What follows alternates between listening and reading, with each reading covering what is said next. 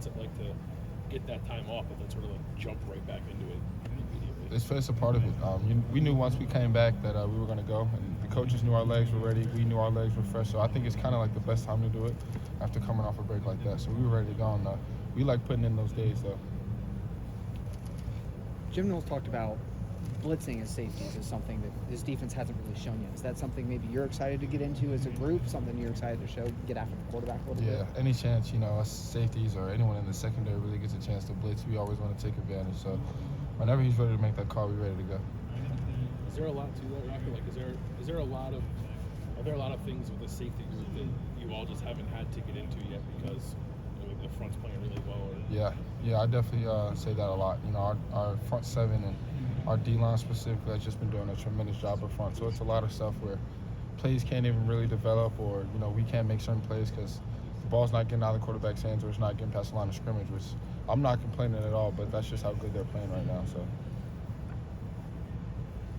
Coach Day said the bye week, especially halfway through the season, allowed them to, and you guys probably all to evaluate personnel and how you guys are doing. What kind of feedback did maybe the safety group or the secondaries as a whole, and you specifically get out of some of those evaluations?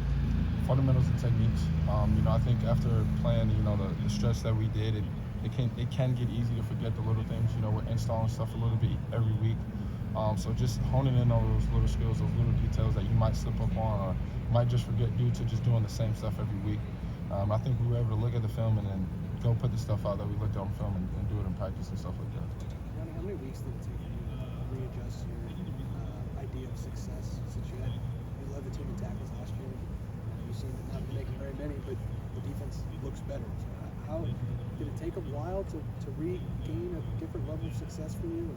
Nah, success for me is just doing my job. And my job isn't to make those tackles. Like I did last year, I got a new job. So as long as I'm doing my job and helping the guys around me, then I'm good. And I say I've been doing that, and the guys around me have been playing great as well too. Ronnie, what has Ryan Day said to you about the 2017 Iowa loss? It scarred them. And it scarred the people that were there, the staff that's still on staff now. They took things lightly. They came off of a huge comeback win the week before, and he said that it started on Tuesday. It started earlier in the week. They were kind of hung up on it.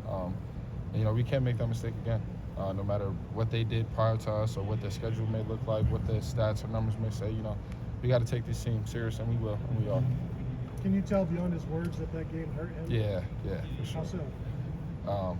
The scoreboard after that game, I could only imagine how that could feel. So we knew what it was, and, we can't have that happen again. To have a head coach admit that to you guys, they took things lightly, does that kind of give you another perspective on, okay, he actually means it if he's admitting that they took him lightly? I think it was obviously that, it started earlier in the week. Things just don't happen at this level, and it starts earlier in the week, and I think the quicker you realize that, the better you'll take advantage of practices earlier in the week and the little things and stuff like that, because it all adds up come Saturday. When you've got all this stuff in your back pocket as a defense that you haven't shown yet, what's it like to run through those plays in practice that you might not, that the public isn't seeing in the game? Well, you just make sure you do them right in practice, just so the coach have confidence to call it come Saturday. So when they call it in practice, we're running 100%, just hoping for the chance that it get called Saturday. What is it like on Saturday if one of those plays that you've kind of been waiting to run gets It's called? just kind of those you've been waiting for it. Let's go. Hopefully it plays out the way you want it to play out.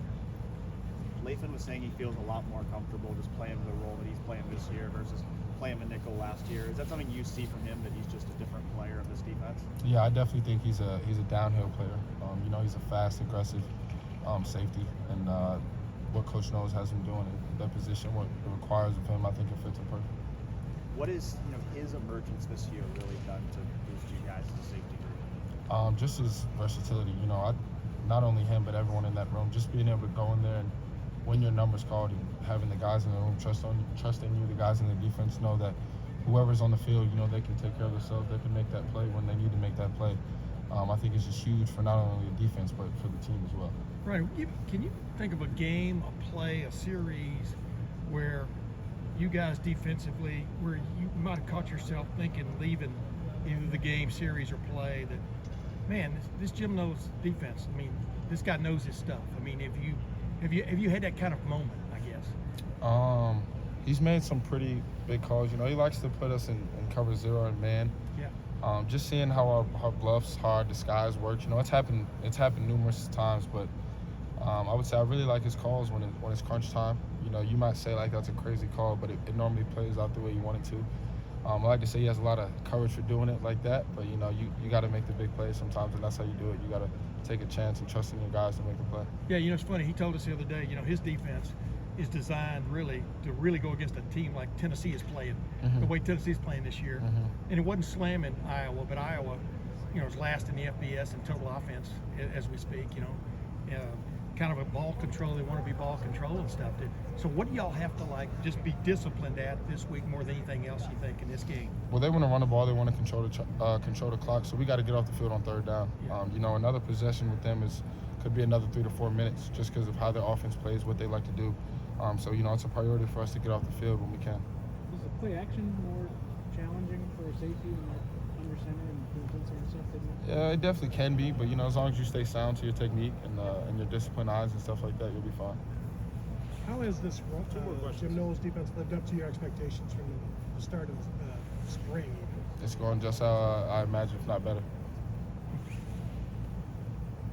I need to see the way Marvin Harrison's been playing. I think he's a midseason All-American. You know, to see it in his first year as a starter, you got to sit behind Chris Olave here Wilson last year, but to see the strides he's made, how do you see him maybe react to that? How does he take it? And of course, what are your observations on that? It's really no surprise. You know, Marvin's like my locker neighbor. He's 2 down. It's really no surprise. You know, it's kind of like Marv doing something that he's normally doing again. And, you know, we've been seeing this for a while now, and he puts in the work, so we know what's coming with him. I'm just happy for him, you know, and I know the future is just super bright for him. Yeah, I think he laid out his whole day's routine when he comes in for practice, Yeah. gets in, does streaming, Very detailed. Does he really do that? And I mean, No. how many hours would you estimate? No, he spends does that. so- You know, I'll get in my locker. I'm like, "Where you coming from, Marv?" He's like, "Training room." And then we're coming back. I'm like, "Where you going, Marv?" He's like, "Brother, gonna catch some balls." Hickman and Stockdale, man, and a lot of the receivers too. But you know, I'm close to those two. They're right by my locker. Then those two are always getting the extra work and stuff like that. Thank you, Ronnie. Appreciate you.